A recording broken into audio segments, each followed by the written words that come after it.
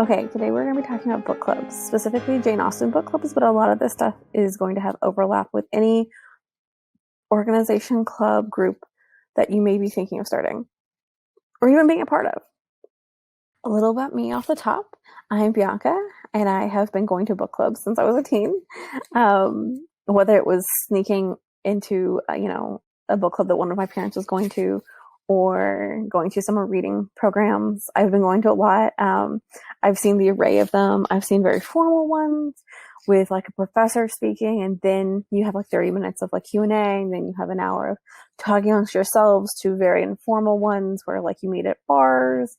So I've had the array of experiences, and I've also run my own. So since 2014, I've been running my own Jane Austen book clubs. So that's some context to what I'm going to be talking about today and my experience leading into this conversation. So why start a book club? Shockingly, reading is not the first thing I'm going to talk about here. The first thing is community. I'd say that if you want to start a book club, you need to think about who is going to be part of your book club. I think that, there are some celebrities who have their book clubs that are basically them saying, we're reading this thing. But when I look at book clubs, the way that I like to run them is making sure that everybody has a say, everyone feels a part of it. And that's more of a community than like a kind of top-down thing. So be ready for that. Like you want to read with other people is basically the TLDR. If you don't want to read with other people, I don't know if a book club is right for you. The other thing is filling a need. So basically, this is for anything, whether it's a book club or any like a costume club or anything else. See if it already exists. I'd say that a lot of times it might not, but you should do a cursory Google search on different social platforms, look around to see any permutation of the keywords of what you're doing. Does this exist already? Because if it does, then you're not really filling a need. You're maybe even competing with somebody who's already doing the work. So I'd say, check it out. And if you're like, okay, I found something that's a little similar to what I'm doing, I would say go check out their stuff, see what they're doing, and if it doesn't really feel like it's what you're trying to go for, maybe tweak the wording on what you're going for and tweak the purpose, and then think about launching. Sometimes a club will promote itself as being one thing, and then when you get inside, you're like, oh, it's not exactly this anymore, which is fine. I think, things evolve and change, especially over the years. So definitely just be aware that you don't want to exactly compete with other people. Check out other things. It's basically, you don't want to reinvent the wheel. And then reading. Yes, of course, reading is part of being a book, in a book club and starting a book club and organizing one. I just want to give you a good idea of there's much more involved in running a book club than just, I'm doing it. Okay. So again, do some research. I'd say also look around, check libraries, and make sure that, is there anything else? Are there bookstores that are doing it too? I'd say that's also another pro tip. Look on Meetup, look on Facebook, look up on your local library sites, geolocate, especially if you're trying to do like a local thing or a virtual thing that turns to local. Just make sure you're really thorough about that. I'd say also look around for resources like this, but other things that could help you run a book club, because you really want to hit the ground running. And I know when I started my first one, I was not as knowledgeable as I am now. And like I hadn't booked like a space at a library or any of that. I just said, hey, meet me at the park benches. So do your research ahead of time, because it really does help along the way. Here is a brief idea of things that you might have to do as a book club leader.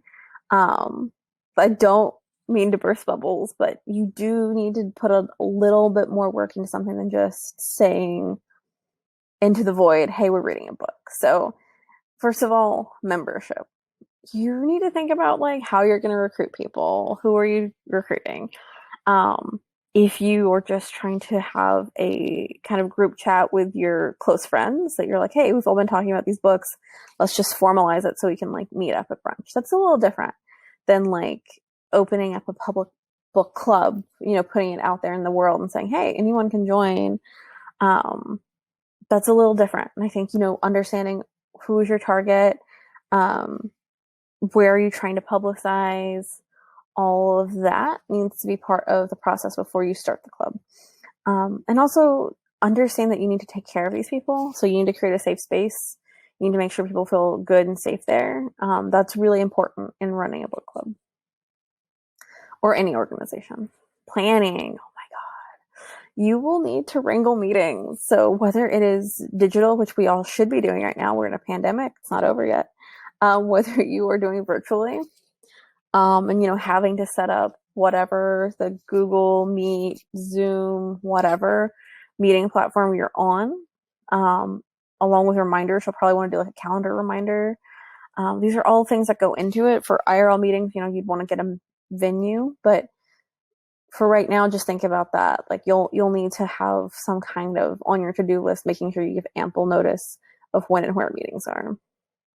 Listen. Yes.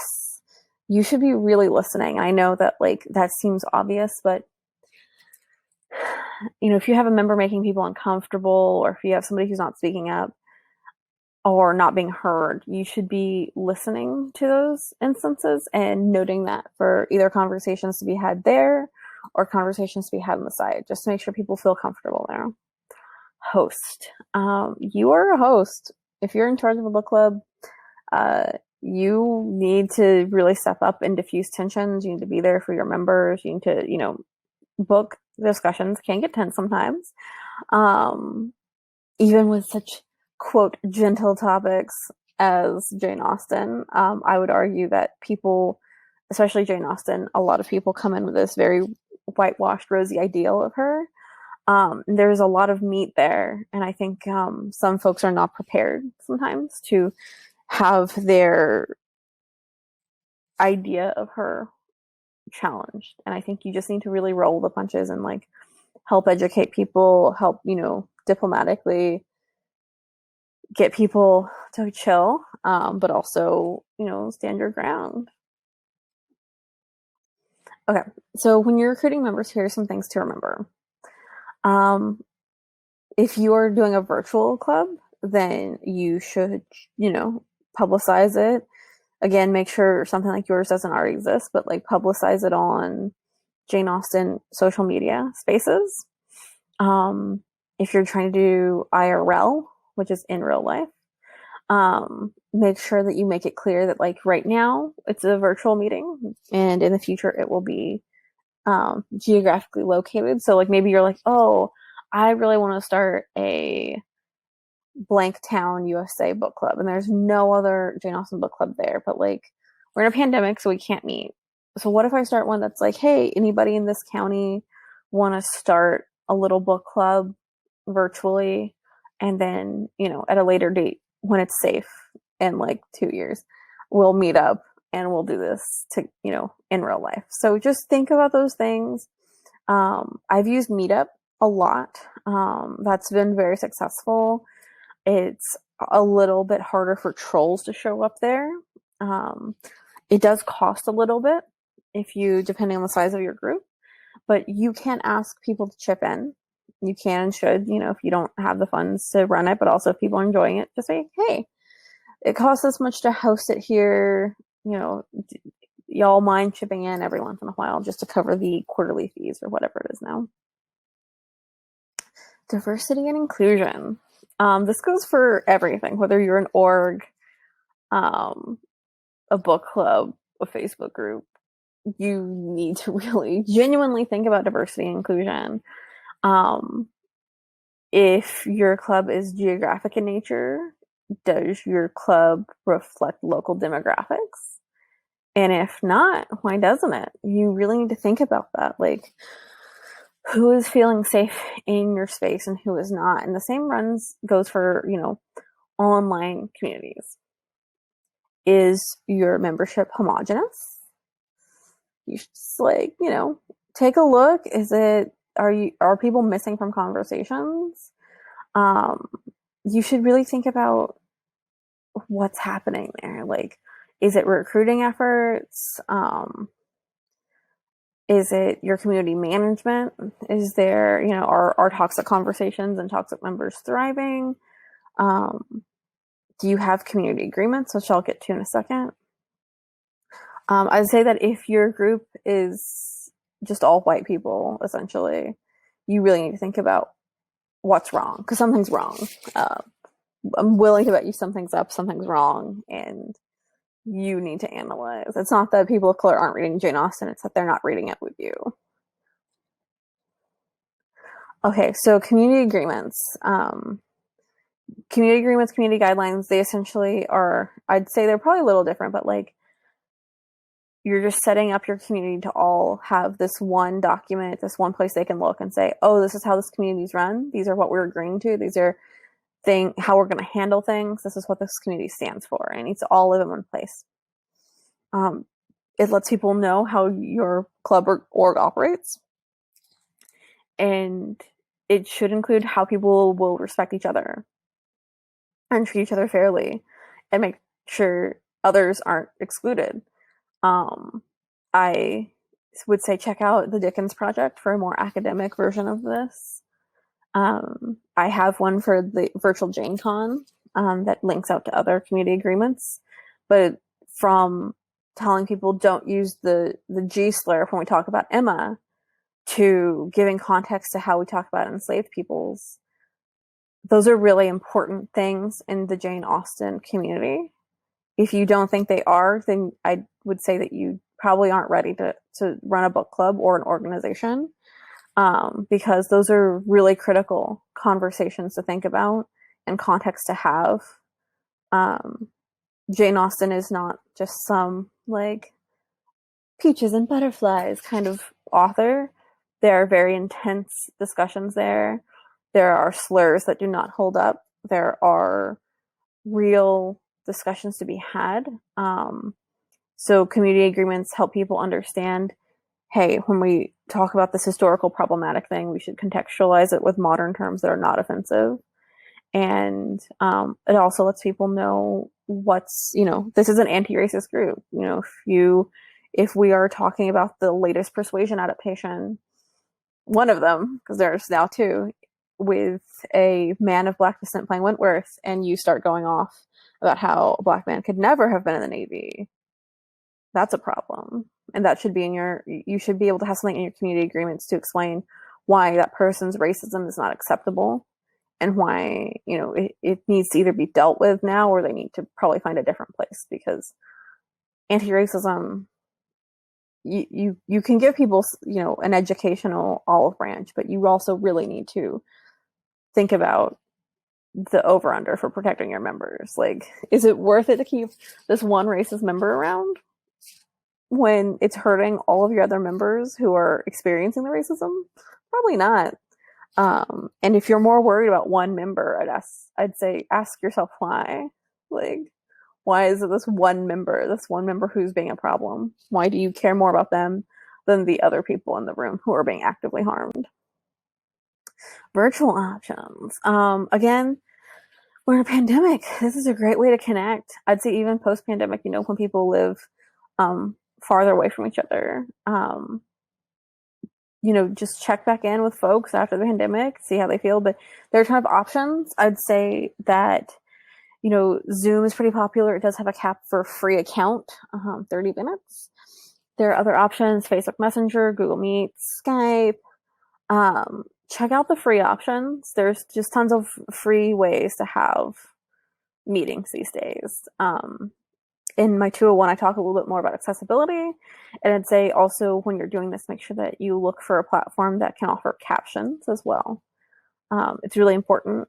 You might not think you need them, but part of accessibility is really understanding that not everyone you'll openly understand what their needs are. So just try to account for as much as you can now. Okay, actually meeting. Oh my God, we're there. You're ready. You've done the research. You have thought about what your community's needs are. You've thought about the member safety. And now we're to the meeting part. is the exciting part. I know the other parts can be a downer, but like, I gotta be real with y'all because sometimes people go into things and they don't know that it's gonna be hard. It's gonna not be easy. Okay. So, meeting time. You're gonna want to make sure you promote your meetings. Like, how are you gonna do it? Where are you gonna do it? That all depends on who your audience is. Like, when I've had IRL, geographic specific meetings, I will print out little posters and pop them in local bookstores or cafes or whatever, although a lot of them are going away. So that was a little hard even then. But, have little things that you can post on social media, geolocate them. Word of mouth is really good. Again, Meetup. I feel like Meetup was super successful for me because it does all of that for you, and it's a pretty decent platform just for getting the basics of getting real people together. Location. Make it clear how people can attend. Is this on Zoom? What's the Zoom link? Is this, in 2022, 23, when things are safe, is this at a cafe? Cool. Let people know exactly where it is, how to park, how to get there. Make sure it's an accessible location. Purpose. We've already gone over a little bit about, really establishing what is this group, how's it different from others. And I'd say this is where in all of your promo, make it really clear. What is this club? What are people going to be walking into? What should they expect? Planning. Just be ready for all questions. Be ready for it.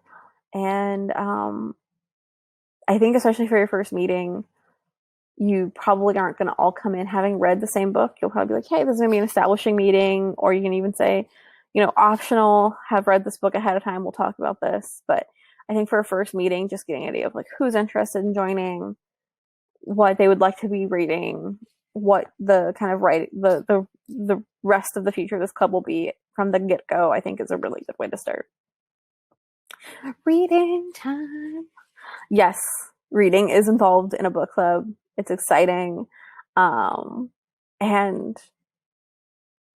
yeah, I think that like reading time is just like, it's all up to you basically, because I've seen some book clubs who are like, okay, so we're doing it weekly and we'll discuss chapters 1 through 5 week 1. The next week we do the next 5. The next week we do the next 5. I've seen some clubs that are like, we're going to meet every 2 months and like, this is the one book we'll have read in that time span. Check in with people, see how they feel about it, set that pace that first meeting so people understand expectations, they're all on the same page, they all feel good about it, and they also feel good about like the reading choices. As far as reading choices go, there are multiple ways and forms to read Austen.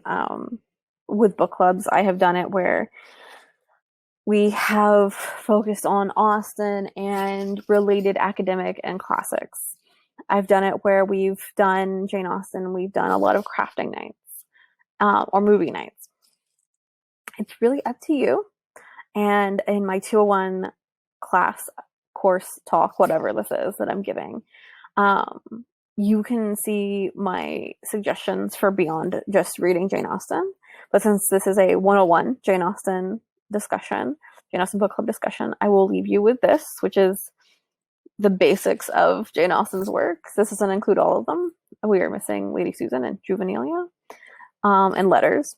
But I will say, how you start is up to you. If you want to read it in the order that she wrote them, go for it. If you want to read them in the order they were published, go for that. If you just want to read them willy-nilly, however you want, go for that. I've done that. I think it's really up to you on how you and your club want to set the tone and make that part of the discussion. Have that kind of, hey, we're establishing a club. Let's come and talk. And like, you could even be like, hey, we're starting with a Pride and Prejudice discussion at our first meeting, but no one has to have read the book ahead of time.